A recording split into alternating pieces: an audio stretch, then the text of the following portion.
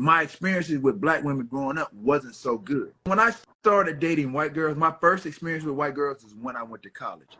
I tried to date some black girls when I was in college. They did not like me. I was skinny. I Right. was strong.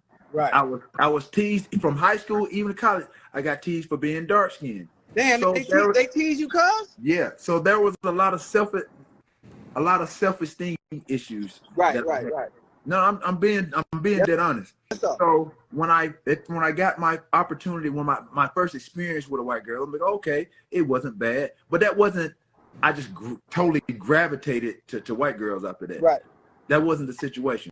So again, my experiences with black women growing up wasn't so good. So, but that still didn't deter me from still dating or Right. pursuing black girls.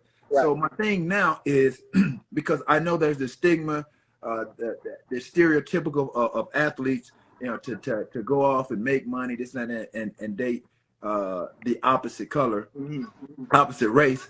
But for me now, where I am, it's not even about color. It's not even about race. Mm-hmm. For me, it's about somebody that I have some chemistry with, Mm. good energy, and I get a good vibe with.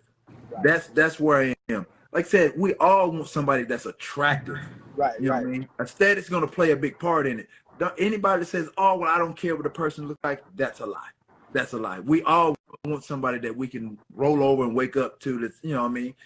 That looks pleasing to the eye. Everybody's experiences have been different.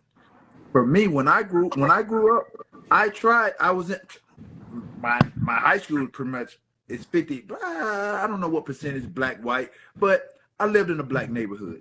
So at the end of the day, I attempted to date black girls. When I was younger, Mhm. I wasn't as handsome as I am now. I didn't have Oh, this beautiful smile yeah. as I have now. You And hit puberty. Hit puberty. right, I was a late bloomer. Yeah. And when I bloomed, boy, did Yo, I think that a lot of guys have this type of experience. It's a lot of guys that have the experience that the women that they wanted didn't necessarily want them, on a come up. They only want them at the finish line. And women hate it. They hate when guys say that women only want them at the finish line because it kind of goes against the thing that they advocate for and that men should already have themselves together when they come up, right? But the thing that women still can't get, they just can't get it through their thick skull, especially black women. They can't get through their skull that what we look at, and they try to compare themselves to men as far as earnings and where they at and not a sexual um, desires and everything like that. What we look at in you is much different than what you look at in us. And so, first of all, I've never been of the impression that anybody had to go where they're tolerated. I think you should go where you celebrate it, not where you tolerate it, right? Secondly, the other thing that I'm an advocate for is I don't necessarily care who you talk to as far as the race. I've never been race specific, even though it was a bigger thing when I was growing up because I was born in '82. I'm 41 now, so I grew up in the '90s and the 2000s. And when I was coming up, in my family specifically, maybe not as much in my household, but in my family, it was always a thing. And I think this is a experience with most black families is don't bring no white girl into the household. You know what I'm saying? They didn't even say don't bring no other. They just said don't bring no white girl into the household.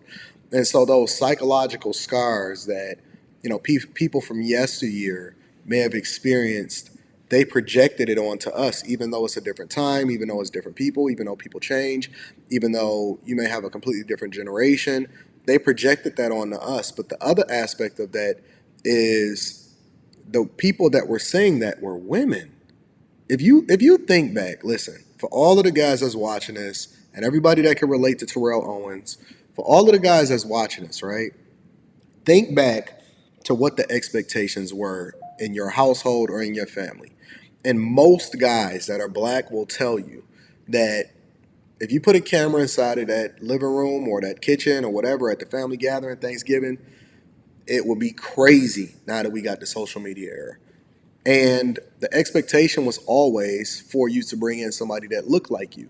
But then we have to start asking ourselves why.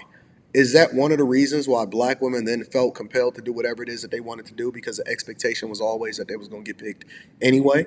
Because when you remove competition, and you can do that in business, you can look at it from a relationship perspective. When you remove competition, it actually makes for a worse product, because nobody has any incentive to work, anybody has any incentive to innovate, to become better. You could just do status quo. But when you add competition into it, it then makes for a better product all the way around. The other side of it is, and this is the part that black women really, really need to start taking into consideration as far as what they teach their daughters, is that other cultures, I'm not even going to say other races of people, because Western culture is already tainted. Other cultures teach their women to get married earlier. Let me say it one more time. Other cultures teach their women to get married earlier. Meaning, and see, this is going to give you a problem, because now y'all got to have a come to Jesus moment within yourselves, because y'all keep not wanting to date based off of potential. Well, the other side of that conversation is, if you're not dating based off of what he is going to be long term, because you have no ability to be able to pour into a man, then that means that the competition is going to be much more fierce at the finish line. Because once he's already made, what incentive does he have to rock with you if you wasn't shooting with him in the gym? And so the same way that you want a man to help build you up when you're younger in order to continue to grow into the woman that you want to be and you want to grow old together, is the same way that you have to do it with regard to him. What makes you think that men are not dating based off of potential of who you are when you 19, 20, 21, 22 years old? They don't know who it is that you're going to be. Are you the woman that he needs when he's 40 and 50 years old, when he's starting to reach his apex and he's starting to become the greatest man on the face of the earth? Most men's earning potential don't even really go out the roof until they turn in they late 50s, early 60s. So if he's evaluating you and rocking with you just based off of where you are in potential, what makes you think you shouldn't be pouring into him if you're looking to reap all of the benefits that come along with it? I got nephews, right? And they didn't grow up in the hood like we did, right? We grew up in the inner city of Detroit, and they grew up in Metro Detroit, which is basically the surrounding areas and the suburbs of Detroit, but largely within an hour of the city, of the downtown area of the city. And even though none of them are married yet, because they all like really, really still young. They still all in a late teens, like 19, 20, early 20s and stuff like that. But one of them seems as though he's going towards that way. The woman that he wound up picking wound up being a black girl, but their experiences was, 80, 90% white girls all around them. And those were the women that it seems like they were more attracted to. You know what I'm saying? And so their environment is playing a role, because we were smart enough, me and my brothers and all of us, we were smart enough to evolve past our cultural norms, to be open to the possibility and not to put on them that trauma that you have to subject yourself to something just because they're black. Now, if you just so happen to rock with somebody because they got good character and they rocking with you and they add value and they good people and they got a great background and they're not full of drama and for the streets and all of that, and she just so happened to be black, then dope. But again, go where you celebrate it, not where you tolerate it. And that's why I'm starting to think that the Passport Bros is getting the type of movement that they're getting. But let me know what you think in the comments. I'm curious as to what you think. I'm going to discuss this a little bit more on the Millionaire Morning Show today. Let me know in the comments what you think about Terrell Owens, giving his explanation as to why it is that he preferred white women over black women, especially considering that they dissed him when he was younger.